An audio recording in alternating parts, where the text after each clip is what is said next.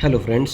तो भाई SSC CGL 2025 की मैंने सीरीज़ जो है स्टार्ट कर दी है, जो पिछले एसएससी सीजीएल 2024 के लिए मैंने स्टार्ट की थी और जिसमें बच्चों को बहुत बेनिफिट हुआ था, तो वही सीरीज़ जो है हम स्टार्ट कर रहे हैं एसएससी सीजीएल की 2025 के लिए। तो आई होप आपको सभी को पसंद आएगी। तो उसमें हम शॉर्ट तरीके कराएंगे, ऐसा नहीं होगा कि हम पूरे तरीके करा रहे हैं, कुछ इंपॉर्टेंट होंगे इसमें चीज़। ठीक है, स्टार्ट करते हैं भाई।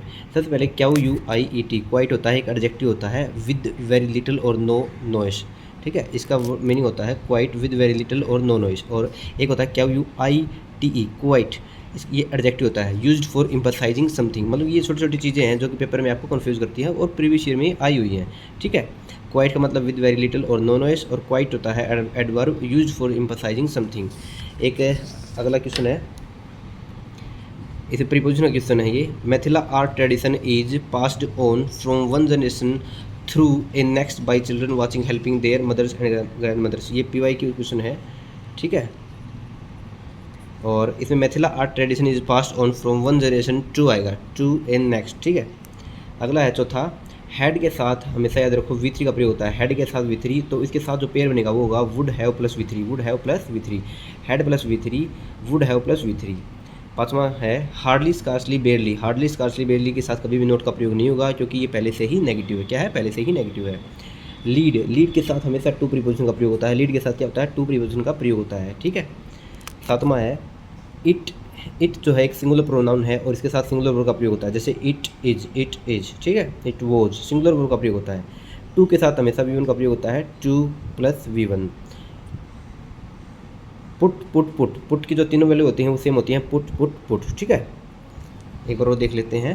क्वाइट विद वेरी लिटिल और no noise, quite use for emphasising something, one generation to next, had plus V3, would have plus V3, hardly scarcely barely के साथ नोट का प्रयोग नहीं होगा। लीड के साथ टू प्रीपोजिशन, इट के साथ हमेशा सिंगुलर वर्ब, टू के साथ V1 का प्रयोग होता है, और पुट की तीनों फॉर्म सेम होती हैं। ठीक है, अगला है 10वां।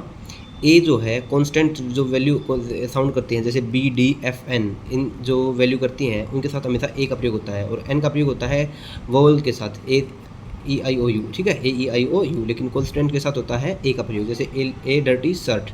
ठीक है, फोर जो है रिफर्स करता है एक स्पेसिफिक पीरियड ऑफ टाइम को रिफर करता है, और ए न्यूमेरिकल वैल्यू को रिफर करता है। फोर जैसे फॉर 2 ईयर, फॉर 3 डेज, मतलब कि फोर जो है न्यूमेरिकल वैल्यू और एक स्पेसिफिक पीरियड, मतलब कि 2 साल, 3 डेज, 10 दिन। ठीक है, 2 हफ्ते, ये सभी फोर में आते हैं। टू मच के नंबर 12 है, टू मच के साथ अनकाउंटेबल नाउन का प्रयोग होता है। टू मच के साथ क्या होता है, अनकाउंटेबल नाउन का प्रयोग होता है। Too much plus uncountable noun, और टू मैनी के साथ काउंटेबल नाउन का प्रयोग होता है। अगला है 13वां question, the plus superlative degree. The के साथ क्या होता है, सुपरलेटिव डिग्री का प्रयोग होता है। द के साथ क्या होता है, सुपरलेटिव डिग्री का प्रयोग होता है। 14वां क्या है, नो सुंदर के साथ देन, नो सुंदर के साथ देन। और 15वां है हार्डली स्कार्सली बेयरली के साथ वहन, हार्डली स्कार्सली बेयरली के साथ वहन का प्रयोग होता है। 16वां क्वेश्चन है, मॉडल वर्ब के साथ बेस फॉर्म का प्रयोग होता है, जैसे मॉडल जो है can, could, will, shall, might, इनके साथ हमेशा V1 का प्रयोग होता है। क्या प्रयोग होता है, V1 का प्रयोग होता है।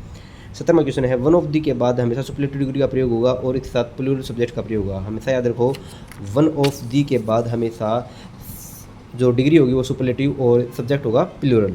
और 18वां क्वेश्चन, लास्ट क्वेश्चन आज का, हैज़ हैव बीन के साथ हमेशा V3 का प्रयोग होता है। हैज़ हैव बीन के साथ V3 का प्रयोग होता है। और आप मेरे चैनल को लाइक कर सकते हैं, शेयर कर सकते हैं, सब्सक्राइब कर सकते हैं, और इस तरह की वीडियो आप आगे भी प्राप्त करने के लिए मेरे टेलीग्राम चैनल से जुड़ सकते हैं। इसकी PDF के लिए मेरे टेलीग्राम चैनल से जुड़ जाओ भाई, और like share subscribe. Thank you very much.